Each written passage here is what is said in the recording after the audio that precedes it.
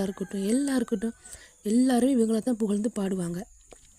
எல்லாருமே சொல்கிறது மக்கள் மனதை தொட்டவர்கள் இவங்க 2 பேரும் அப்படின்னு சொல்லி இவ்வளோ பாராட்டு இவ்வளோ இதெல்லாம் செய்யும் போது, ஆனால் இவங்க 2 பேரையும் ஒருத்தரை சரி முதலாவதாக ஃபைனலிஸ்ட்டாக தெரிவு செய்யலை.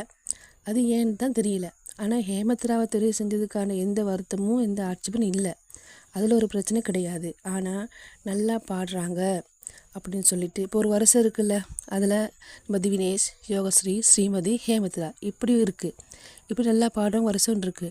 இப்படி இருக்கும்போது நம்ம ஜட்ஜஸ் எல்லாம் நீங்கள் தான் ரொம்ப நல்லா பாடுறீங்க, நீங்கள் தான் மக்கள் மனதை தொட்டவர்கள், டொப்பில் இருக்கீங்க அப்படிலாம் சொல்லி பாராட்டி இருக்கிறப்ப இவங்க 2 பேர்த்தில் ஏன் ஒரு ஆளை தெரிவு செய்யலை அப்படின்னு எதிர்பார்ப்பு தான் எல்லாத்துட்டையுமே இருக்குது. 2 பேர் எல்லாருமே எதிர்பார்த்தது இவங்க 2 பேர்த்தில் ஒருத்தர் வருவாங்க அப்படின்ற எதிர்பார்த்து எல்லாத்துக்குங்க. அதே மாதிரி ஸ்ரீமதியும் சூப்பராக பாடினாங்க. ஆனால் ஸ்ரீமதி அன்னைக்கு பெருசாக எடுப்படலை. ஸ்ரீ சார் எடுத்து வைக்க சொல்லிட்டாரு, இந்த இதுக்கு சரி வரல இந்த பாட்டு அப்படின்ட்டாரு. அது ஒரேடியாக முடிச்சிட்டார் அவர். ஆனால் ஸ்ரீமதியும் சூப்பராக பாடுற பிள்ளை தான். அதே மாதிரி யோகஸ்ரீ, திவினேஷும் சூப்பராக கமெண்ட்ஸ் எல்லாம் வாங்கி அன்றைக்கி சூப்பராக பாடியிருப்பாங்க.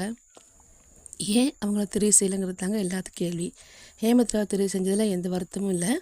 அதுவும் நல்லா பாடுற குழந்தை தான். பட் யோகஸ்ரீ, திவினேஷ் இருக்கும்போது அவங்க 2 பேர்த்தில் ஒருத்தரை டாப் 5க்குள்ளே முதலாவதாக போயிருக்கலாம். இது தான் எல்லாரோட எதிர்பார்ப்பு இருந்துச்சு. நீங்கள் என்ன நினைக்கிறீங்கன்னு உங்கள் கருத்தை கீழே வந்து கமெண்ட்ஸ் பண்ணுங்கள். இந்த காணொளி உங்களுக்கு பிடிச்சிருந்தா லைக் பண்ணுங்கள், கமெண்ட்ஸ் பண்ணுங்கள். நன்றி சொந்தங்களே.